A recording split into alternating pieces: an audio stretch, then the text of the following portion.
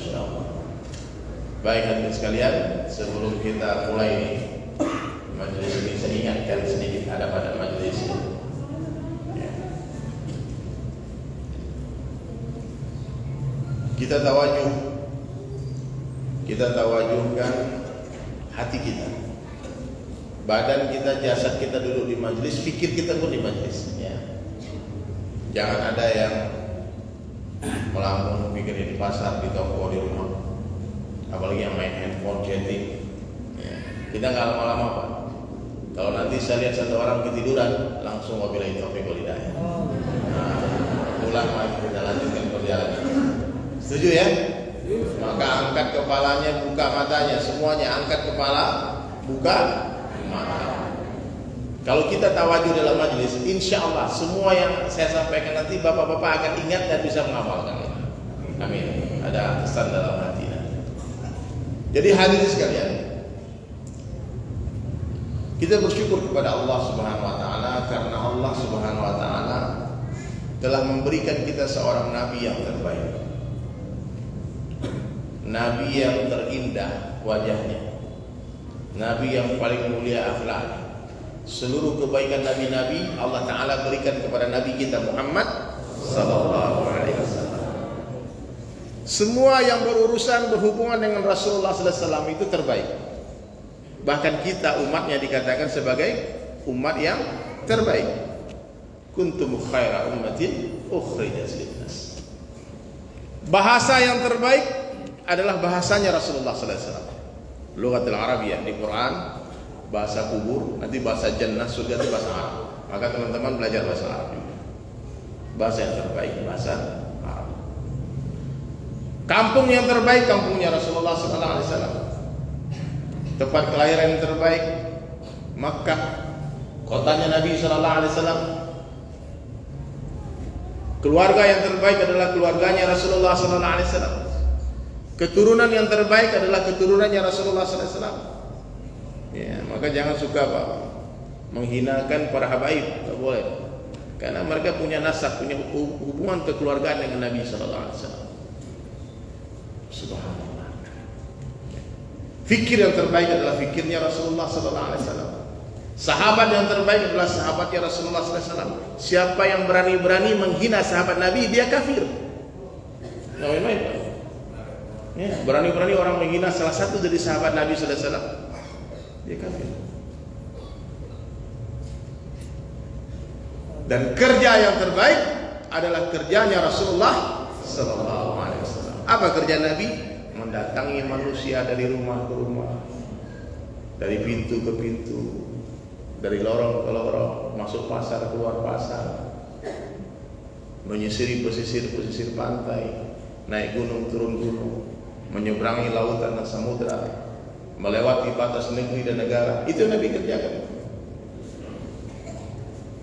Menceritakan tentang cantiknya Allah, maha baiknya Allah kepada setiap manusia. Menanamkan kalimah la ilaha illallah di setiap hati-hati manusia. Itulah kerjanya Rasulullah sallallahu alaihi wasallam, dan inilah kerja yang telah diwariskan oleh Nabi sallallahu alaihi wasallam kepada seluruh umatnya. Kita semua termasuk saya. Qul hadhihi sabili ad'u ila Allah. Katakanlah wahai Muhammad kepada seluruh umatmu, inilah jalanku, ajak manusia kepada Allah. Jadi Sulaiman datang ke sini bukan mengajak mencari pengikut, mencari followers ya. Kita nggak tahu kapan bisa jumpa lagi. Saya datang ke sini dan habis dilanjutkan perjalanan ke Siantar. Nggak tahu kapan balik lagi. Saya ke sini hanya mengajak Bapak Ibu semua untuk mencintai Allah dan Rasulnya. Bapak Ibu nggak perlu tahu saya siapa, nama ayah ibu saya siapa, nggak perlu tahu. Anaknya berapa, asli mana, tanggal berapa lahirnya, itu nggak perlu diperkenalkan. Tahu pun untungnya nggak ada. Ya. Yang perlu diperkenalkan siapa Allah yang menghantar saya ke sini. Ya. Allah Ta'ala yang menggerakkan saya ke jasadnya memang seperti Darut Tauhid yang mengundang, kemudian ada ada mobil yang menghantarkan, tapi hakikatnya Allah yang menghantarkan kita dan menjumpakan kita hari ini. Untuk apa? Untuk membesarkan Allah, untuk mengagungkan Allah, untuk memuji-muji Allah. Alhamdulillahi Rabbil alamin. Segala puji hanya milik Allah. Maknanya selain Allah tak layak, tak pantas dipuji. Kalau memuji anak, libatkan Allah, Masya Allah. Memuji sesuatu, seseorang melibatkan Allah dalam setiap kalimat, dalam setiap perkataan. Itu yang diajarkan oleh Rasulullah SAW. Mulai sesuatu dengan Bismillah, akhir dengan Alhamdulillah.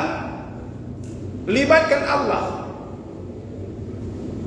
Ya, dalam setiap ucapan kita, dalam setiap tulisan kita, dalam setiap aktivitas kita mesti ada Allah di sana. Ya, kalau berjanji jangan lupa ucapkan insya Allah. Jangan main besok kita ketemu, ya aku tunggu ya jam 9 on time ya. Awas kalau nggak datang. See you aja. Siapa yang jamin kita hidup sampai besok hari? Nggak ada. Insya Allah besok kita jumpa. Insya Allah. Kalau Bapak panjang umur, saya panjang umur, insya Allah kita ketemu lagi. Paham Pak? Jadi sederhana saja sebetulnya ajaran Rasulullah SAW, ajaran Nabi-Nabi, ajaran tentang kalimat tauhid, kalimat thayyibah, la ilaha illallah. Tidak ada yang berkuasa selain Allah.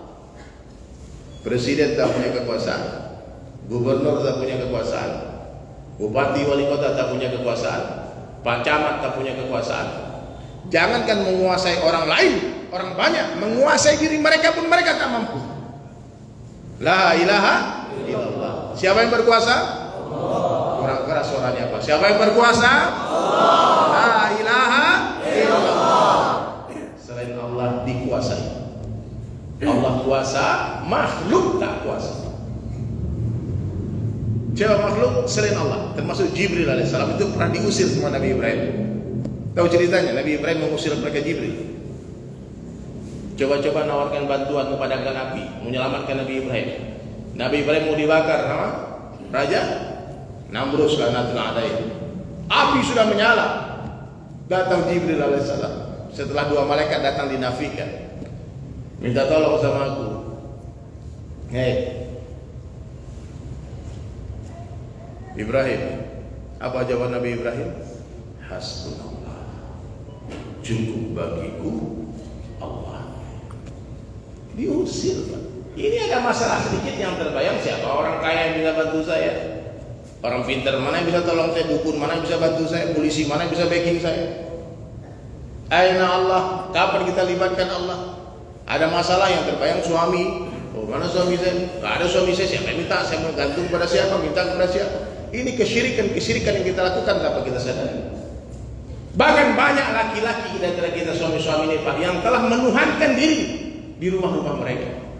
Dia sering katakan bahwa bapak ini kebanyakan ya, sering mengatakan kalau aku nggak kerja makan apa kalian? Siapa yang ngasih rezeki istri Pak? Allah. Mestinya ingatkan istri, wahai istriku, yang bekerja dan mencari rezeki boleh tidak ada, tapi yang maha memberi rezeki akan selalu ada. Siapa? Allah. La ilaha illallah. Suatu hari nanti mungkin abang tak mampu bekerja, mungkin abang di PHK, dipecat, nggak ada kerjaan. Ya. Mungkin suatu hari nanti abang tak mampu bekerja karena mungkin orang di dunia nggak sehat, tak sehat terus Pak, kadang sakit, nggak bisa mencari nafkah. Atau suatu hari nanti abang pergi berdakwah, berbulan-bulan tinggalkan rumah, nggak sempat mencari nafkah. Atau mungkin di penjara. Di penjara itu bukan orang jahat saja, orang baik juga ada yang masuk penjara. Namanya dunia. Dunia ini semua ujian. Nabi-nabi ada yang di penjara, ulama yang di penjara, betul kan? Dan suatu hari nanti pasti aku mati. Tapi kalian jangan khawatir, jangan takut. Allah Subhanahu wa taala tidak pernah pergi. Allah selalu ada bersama kalian kalau kalian bersabar. Jadi kalau Bapak mau lihat orang mencari Allah di mana, cari orang sabar, Allah bersama mereka. Allah tidak akan pernah pergi. Dan Allah tidak pernah sakit, Allah yang menyembuhkan.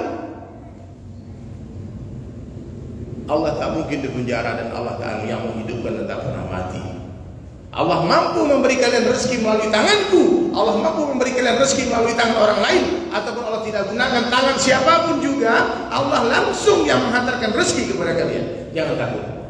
Itu tugas suami, memperkenalkan Allah kepada istri. Bukan memperkenalkan kita kepada istri kita. Aku ni laki, jangan macam-macam. Duduk, diam. Tak Nah, tak kasih belanja nanti. Berapa banyak kita yang menjadi Fir'aun kecil. Saya sering ngajak orang pergi dakwah. Jawabannya apa? Kalau saya pergi, istri saya gimana? Siapa yang ngasih makan? Nah, ini Tuhan kecil Pak. Dia pikir dia ngasih makan rezeki, yang ngasih makan istri. Sebelum bapak nikahi istri bapak itu, siapa yang ngasih makan dia? Allah. Bukan bapak ibunya. Sebelum kita lahir ke dunia, ibu kita nggak ada air susunya. Lahir kita ke dunia, keluar air susu. Siapa yang mendatangkan air susu? Susu bukan datang dari ibu. Susu bukan datang dari sapi. Susu datang dari khazanahnya Allah. Di surga ada sungai susu, nggak ada sapinya.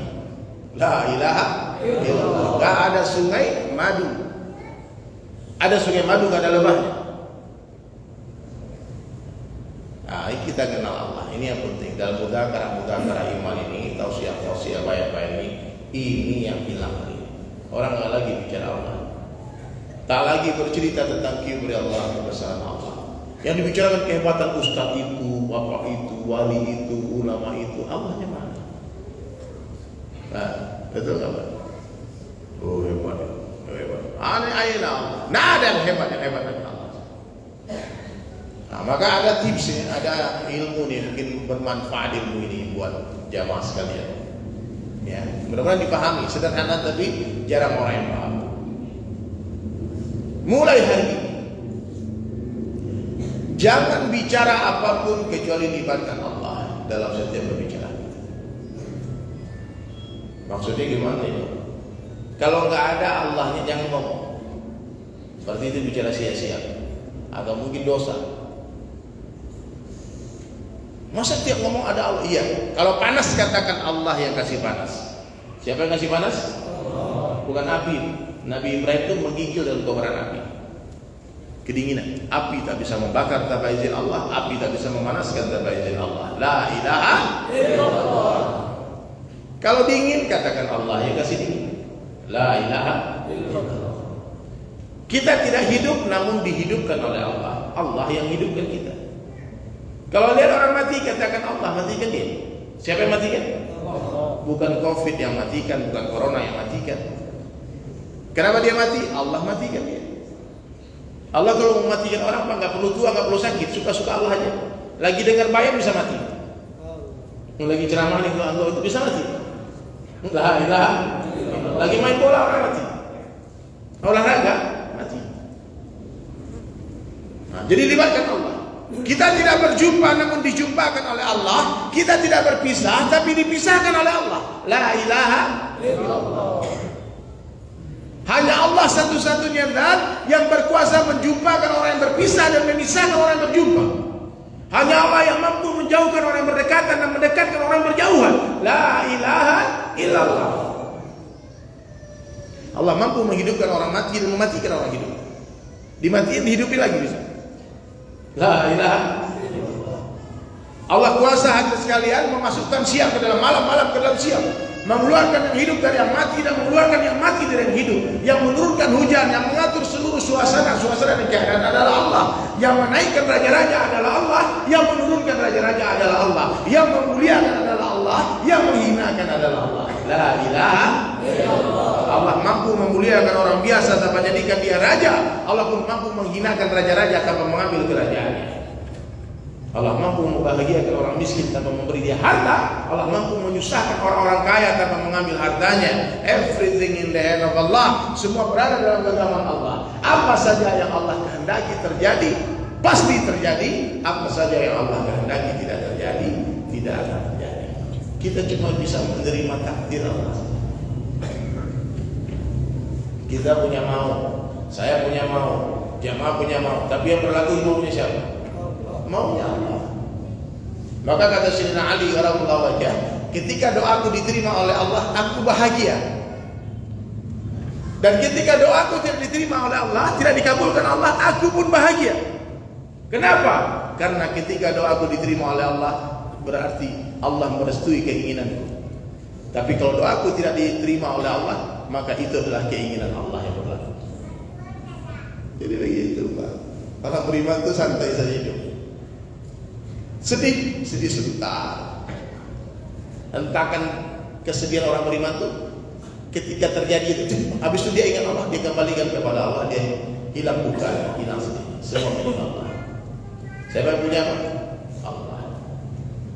Nah, maka hadirin dirahmati Allah Subhanahu wa taala. Seluruh nabi Allah hantar ke dunia membawa satu kalimah yang sama, yakni kalimah la ilaha illallah. Nabi-nabi. Kalau nabi-nabi terdahulu meninggal dunia, dia kumpulkan kaumnya, dia katakan, "Hei, umatku, kaumku, setelah aku mati nanti Allah akan hantar lagi nabi, kalian ikut dia." Beda dengan Rasulullah, sebelum wafat dia yakinkan para sahabat, setelah aku nanti meninggalkan kalian, kata Nabi SAW, la nabiyya ba'da, tidak akan ada lagi nabi setelah aku, maka kerjaku menjadi kerja kalian. Bapak, siapa yang lanjutkan dakwah ini? Seluruh umat Rasulullah SAW. Qul hadhihi sabili ad'u ila Allah. Katakanlah Muhammad kepada seluruh umatmu, inilah jalanku ajak manusia kepada Allah dengan basirah, ala basiratin, dengan hujah yang nyata Al-Quran dan Sunnah. Ana wa man ittaba'ani, ini kerjaku dan kerja seluruh pengikut. Jadi dakwah ini bukanlah sebuah profesi, tapi apapun profesi kita wajib berdakwah. Ini ada satu orang jelaskan sama saya, ada kurang lebih 3.500 jenis profesi manusia di dunia. Ini pekerjaannya pedagang, petani, semua macam-macam profesi. Dan kita harus berpikir di setiap profesi mesti ada dai di sana. Mesti ada dai di sana. Saya profesi saya musisi, seniman, pelukis. Bagaimana saya berpikir lukisan saya bisa menjadi asbab hidayah? Orang lihat lukisan saya masuk Islam. Bagaimana saya berpikir lagu-lagu yang saya tulis, syair-syair yang saya rangkai, nada-nada yang tercipta bisa menjadi asbab hidayah, orang masuk Islam, orang bertaubat. Ini tugas saya, Pak, berdakwah di dunia saya. Jangan coba-coba kalian hentikan. Kalau ada orang yang mau menghentikan, gak suka, kami haram, itu lagu religi. Ini orang seakan-akan tidak suka ada dakwah di dunia seni. Dia ingin mengosongkan satu profesi. Jangan ada dakwah di sini. Biarkan orang seni ini mati dalam keadaan rusak semua. Tidak boleh begitu, Pak. Iya. Kalau orang mengatakan musik haram, mesti dikasih solusinya. Ini yang boleh. Paham? Ini tugas saya, Pak. Kalau kalian nggak bisa main musik, nggak bisa ini, jangan coba-coba. Jadi masalah nanti. Tetangga bisa ngamuk. Jireng, falas gitarnya. Nah, jangan. Ini mesti ahlinya, Pak. Saya bikin lagu, berapa banyak orang dapat hidayah asbab lagu itu? Banyak. Nah, kayak itu. Orang masuk Islam, orang yang bertaubat, testimoni orang yang datang langsung ke rumah. Ada orang yang testimoni di sosial media, di YouTube. Banyak. Sunan-sunan itu dulu Pak Wali Songo, sampai hari ini syair-syair mereka masih abadi. Tersebarnya Islam di Nusantara melalui pendekatan sosial budaya, panggung-panggung hiburan. Tak ada satu orang manusia pun yang bisa menghapus sejarah ini. Bukan dengan pertumpahan darah, bukan dengan peperangan, dengan haram, kafir, bukan itu. Kalau itu nggak ada orang masuk Islam. Ulama berdakwah dengan dalilnya, dengan hujahnya. Ulama itu datang ke sini hari ini, nanti mudah-mudahan Ustaz Somad datang sini, Ustaz Adi Hidayat datang ke sini. Nah, nanti dia katakan ini hukumnya halal, ini haram, ini sahih, ini tidak sahih. Ini tugas ulama. Jadi Sulaiman tak akan bicara itu, karena dari Sulaiman debu bisa tahunya ulama. Saya bukan ulama, bukan ustaz. Usaha taat. Anak band betul. Sampai hari ini masih main band. Jangan ditiru, ya. Itu jadi ulama saja. Lebih mulia, paling tinggi derajatnya. Subhanallah. Jadi pahami ya. Dakwah bukanlah sebuah profesi, tapi apapun profesi kita wajib berdakwah. Ya. Muazin berdakwah dengan azannya, mujahid berdakwah dengan pedangnya, ya. Pedagang berdakwah di pasar, petani berdakwah di sawah, nelayan berdakwah di laut. Semua kita bisa berdakwah. Saya pernah jumpa orang buta dan bisu. Dia tuli, buta dan bisu, bisa berdakwah. Jadi kita bisa ngomong. Dakwah itu artinya mengajak, mengajak, bukan mengajar. Kalau mengajar tentu orang-orang pintar aja yang bisa. Tapi kalau mengajak, anak kecil pun bisa. Cuma jamaah semua bilang ayo gitu. Kurang semangat, ayo. Itu dakwah. Masa mau belajar ayo harus mondok dulu 10 tahun? Kalau ada orang mengatakan kamu harus berilmu dulu baru berdakwah, berarti dia tak paham bahasa Arab orang itu. Dia nggak ngerti apa itu dakwah. Dakwah itu mengajak, bukan mengajar. Sayyidina Abu Bakar radhiyallahu anhu hari ini masuk Islam, esok hari langsung mengajak 9 orang masuk Islam. Coba hari ini yang di masjid ini yang sudah mengislamkan 9 orang berdiri. Saya dia. Benar Pak? 10 juta. Jujur tapi ya. Tipu aja lah dari Sulaiman kita. 10 juta bagi-bagi 10 ya. Ada. Umar bin Khattab radhiyallahu anhu mengislamkan 2,5 juta orang dengan tangan beliau. Syekh Muhyiddin Chisti mengislamkan 9 juta orang di Hindustan. Wali Songo mengislamkan daratan Jawa. Wali Pitu, ada Wali Pitu di Bali mengislamkan sebagian pesisir Bali di Budugu dan sebagainya. Syekh Burhanuddin pesisir barat Sumatera dia Islam, meninggal di Ulaan di Pariaman sana.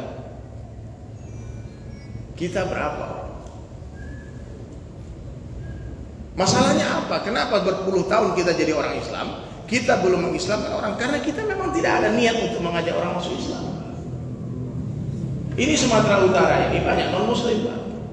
Pasti satu kantor banyak non Muslim. Coba dengan akhlak kita, dengan niat mengamalkan. Dakwah itu gak perlu harus bicara kadang-kadang. Nabi sallallahu alaihi wasallam itu pernah berdakwah kepada Yahudi buta, cuma nyuapin makan saja. Dan tak satu patah kata pun yang keluar di lisan Nabi sallallahu alaihi wasallam mengajak dia masuk Islam. Setiap Nabi suapin dia makan, dia caci maki Nabi senyum. Suapin lagi dia makan, caci maki. Nabi tak jelaskan aku Muhammad. Karena Nabi tahu sia-sia menceritakan keindahan kepada orang buta. Kalau dia bilang aku Muhammad, didorong nanti. Nggak mau aku disuapin orang gila kayak kamu. Karena dia Yahudi buta tadi mendengar kabar Nabi Muhammad tukang sihir, banyak magicnya, banyak ininya. Gila. Kapan itu Yahudi masuk Islam? Di tangan Sayyidina Abu Bakar setelah wafatnya Rasulullah SAW. Di dakwah itu hanya mulia, seperti menimbang mangga. Mangga pertama belum bergerak timbangan, mangga kedua belum bergerak timbangan, mangga ketiga belum bergerak lagi timbangan, mangga ke-20 bergerak timbangan. Seringkali mangga ke-20 ini sombong, dia pikir gara-gara dia lupa sudah ada 19 mangga sebelumnya. Jadi kalau kita ajak orang sekarang, dia nggak apa-apa. Mungkin bukan tangan kita dia dapat hidayah. Saya dapat hidayah itu di Bali. Saya di Bali mengenal Islam, bukan di Makkah, Madinah, bukan di madrasah. Saya kembali kepada agama itu di Bali. Di mana? Di tempat hiburan malam, di tempat maksiat. Yang ngajak siapa? Nih jamaah tabligh yang jenggot-jenggot ini. Yang sering diusir-usir dari masjid-masjid, bikin kotor masjid aja, masa-masa di masjid. Bapak tahu kenapa jamaah tabligh bawa kompor ke masjid? Karena kami kalau pergi dakwah nggak boleh meminum hidangan dan makanan hidang orang mendatangi orang tempatan. Nggak boleh menyusahkan orang di dakwah. Jangan sampai nanti ibu-ibu repot masak-masakin, kami bawa kompor. Tapi kompor itu sering dilempar sama tabir masjid keluar. Dilempar Pak keluar. Saya tuh pernah diusir di Lugas orang pernah. Jijik kali orang Islam melihat orang berpakaian sunnah. Apa salahnya coba? Ini kalau nggak ada jamaah tabligh dari Sulaiman masih mental di Bali sekarang. Ini asal mereka. Jadi saya tolong mohon maaf ya kalau ada yang nggak suka jamaah tabligh, mau berdiri sekarang. Saatnya kita mudahkan apa yang membuat Bapak benci dengan jamaah ini. Luar biasa jamaah. Mereka menangis istrinya, menangis anaknya, ditinggalkan semua kesenangan dunianya untuk melanjutkan kerja Nabi Sallallahu Alaihi Wasallam. Mestinya orang Islam senang agamanya didakwahkan, bukan benci. Kalau ada menantu Bapak pergi keluar itu bersyukur, nanti dosa-dosa seluruh ahli keluarga diampunkan asbab dia. Jangan suruh ceraikan anakku. Mereka yang menyebut saya belum cerita ini kenapa, ini pengalaman saya. Bolak-balik saya didatangi Pak, bukan sekali dua kali, nggak terhitung kalinya. Datang jamaah dari India, datang jumpai saya lagi. Datang dari South Africa, jumpai lagi. Datang dari Australia, dari England, dari seluruh dunia, tabligh seluruh dunia. Semua datang hadirin mulia. Datang tak diundang, pergi tak diantar. Kasih duit nggak mau. Tidur di masjid. Datang dengan penuh cinta mahabbah. Akhirnya terpaksa saya. Dia katakan sama kawan saya, gak apa-apa bang, terpaksa masuk surga bang, daripada sukarela masuk neraka. Oh, saya bilang ya bolehlah kawan, masuklah ke situ. Akhirnya saya masuk terpaksa tahun 2000-an, 2001 itu Pak, saya mulai masuk Mesir. Berarti udah 20 tahun yang lalu. Saya masih ingat sekarang keadaannya. Datang lagi, diusir datang lagi. Dia orang apa? Gak ada hati, gak ada perasaan di mana. Diusir dia doa, ya Allah beri hidayah dia. Jadi hadirin sekalian, di Bali saya ketemu banyak orang-orang dari luar negeri. Dan saya tahu betul bagaimana mudahnya dakwah kepada orang-orang non-muslim. Yang susah itu dakwah sama orang Islam. Dakwah sama orang kafir itu Pak, seperti membangunkan orang yang tidur. Kita kagetin bangun dia. Tapi dakwah kepada orang-orang Islam seperti membangunkan orang yang pura-pura tidur. Dia nggak tidur Pak. Lagi tidur nih ya. Orang kalau ngomong lagi tidur berarti nggak tidur Pak. Kapan dia bisa bangun? Kalau kita bilang sama dia, duren ini habis kalau kita bangun, baru dia bangun. Atau kita bakar petasan di kupingnya, baru dia bangun. Digempa, goyang lagi, gempa, Allahu Akbar, baru dia taubat. Kena tsunami dulu, kena likuifaksi dulu. Jadi hadirin sekalian dirahmati Allah Ta'ala, ini kerja dakwah ini harus dilanjutkan. Ya, saya datang ke sini karena Allah. Ya, kalau Bapak undang saya untuk konser ke sini Pak, lumayan itu bayar. Ada manajer saya masih tobat. Kalau saya datang ke urusan dunia saya Pak, Bapak ketika deal mesti transfer 50%, 50% uang muka. Sebelum saya naik panggung bayar lunas dulu. Kalau nggak dilunasin saya nggak jadi nyanyi Pak. Itu profesi saya, dakwah bukan profesi.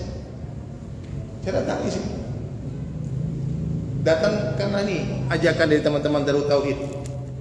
Dia bilang sama saya, nih orang anak-anak muda nih, kita lagi cetak Al-Quran terbaik, buku Iqra terbaik. Kemudian kita akan kirim ke pelosok-pelosok negeri, ke pedalaman. Ayo bang, bantu bang, kita keliling bang. Mudah-mudahan abang datang jamaah berkumpul dan ada yang berdonasi. Bukan buat mereka. Tapi bilang, oh ya mudah-mudahan saya datang. Kayak kemarin lumayan Pak, satu masjid ada bapak-bapak dia bilang saya cetak 200 set, 200 paket. Satu paketnya 150.000, ini Al-Qurannya. Tapi kalau kali ini kita bukan untuk Al-Quran ya, kita untuk pembangunan apa? Wah, rumah buat para penghafal Quran, Baitul Quran. Ada orang baik muhsinin yang mewakafkan rumahnya, tapi rumah itu perlu direnovasi. Ya, berapa biaya renovasi? 150 juta, per meternya 1.500.000-an kurang lebih biaya renovasi. Berarti perlu 100 meter saja. Iya, kalau satu orang 1 meter, selesai kita. Siapa kira-kira masjid kita ini, masjid apa namanya? Masjid Jami Serbalawan. Ya, nanti terakhir, jangan sekarang. Bapak keluarin dulu, nanti dulu. Sabar. Ini orang sini mau luar biasa. Baru dia ngomongin langsung rokok kantong. Tenang. Kita ngaji dulu. Paham ya? Ibu-ibu tenang santai dulu, jangan buka cincin gelang dulu, tenang. Sabar. Ada ibu-ibu datang bawa cincin kawin. Dia menangis, tolong titip cincin itu kafan. Itu apa? Tapi itu cincin kawin ya. Saya ingin pernikahan saya abadi sampai di surga. Takbir. Begitu orang tua. Dunia bukan tempat tinggal. Dunia tempat meninggal. Yang saling mencintai, I love you setiap hari, I love you. Ntar lagi mati itu love you. Kalau enggak kau mati duluan, dia mati duluan. Jarang sekali yang sehidup semati bersama. Dunia ini pahit Pak. Pahit dunia ini Pak, gak main-main Pak. Oh saya masih banyak utang, jangan mati dulu. Gak peduli malaikat maut. Saya mau menantu dulu, mati nanti aja, jangan bisa.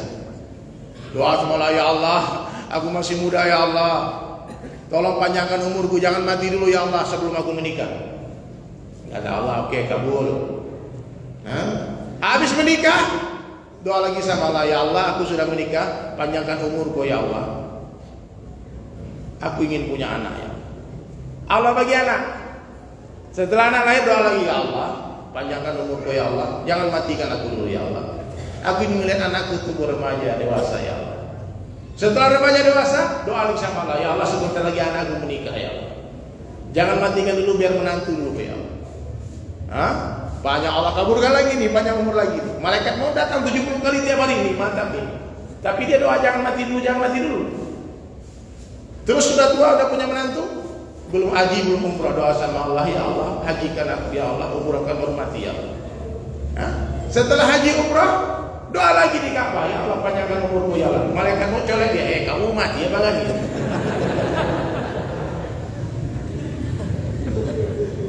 Malaikat mau bingung gaya dulu, minta panjang umur terus. Ya. Siapa orang yang cerdas kata Nabi sallallahu alaihi wasallam? Orang yang paling banyak zikrul maut, orang yang paling banyak mengingat kematian dan mempersiapkan bekal matinya. Makanya dari Sulaiman bikin DSAS. Dari Sulaiman yang sahabat, dunia sementara, akhirat selamanya. Lagu saya Pak, DSAS 1. Orang kaya mati, orang miskin mati. Raja-raja mati. Rakyat biasa mati. Yang di belakang mati.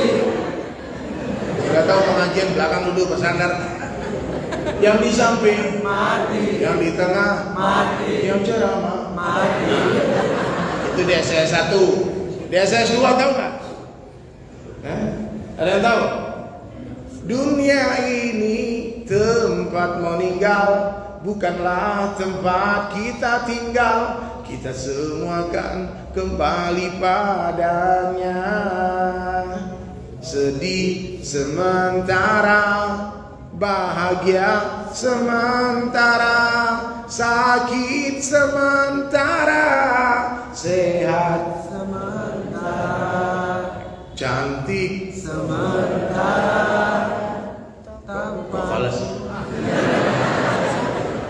tampan pun sementara, dunia sementara, akhirat selamanya. Itu DSS 2. DSS 3 ada yang tahu?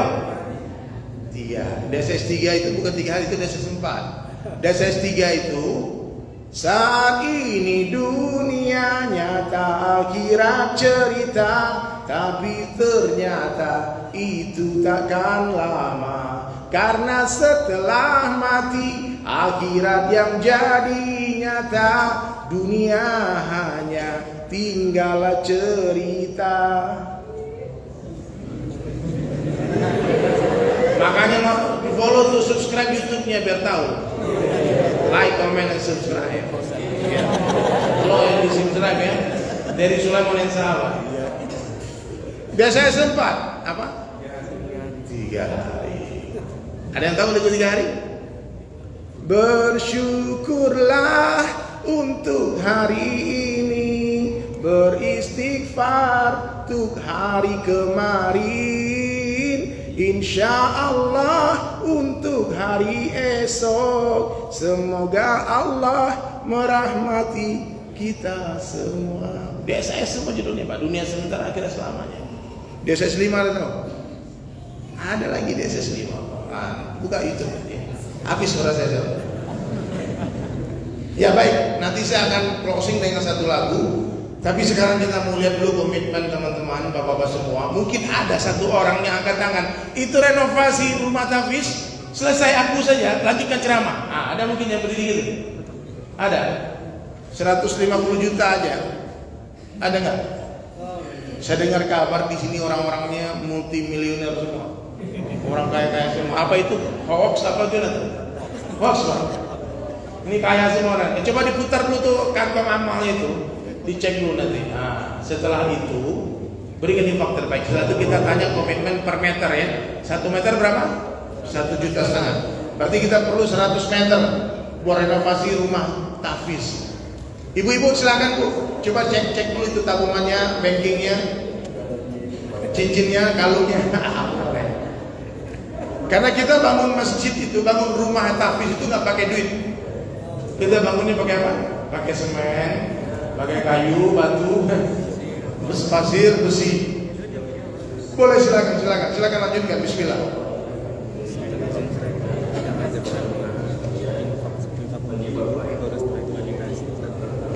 Oh ya, Bismillah. Silakan infak dulu semua jamaah.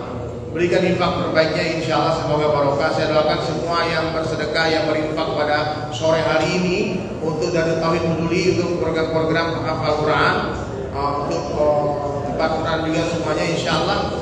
Semoga Allah angkat penyakit kalian semua, anak-anak dijadikan anak yang soleh dan solehah, menjadi alim dan alimah, hafiz dan hafizah. Amin. Ayo tafadhol, silakan berikan infak terbaiknya. Bismillah. Ustaz, suaranya lagi ini. Bantu salah.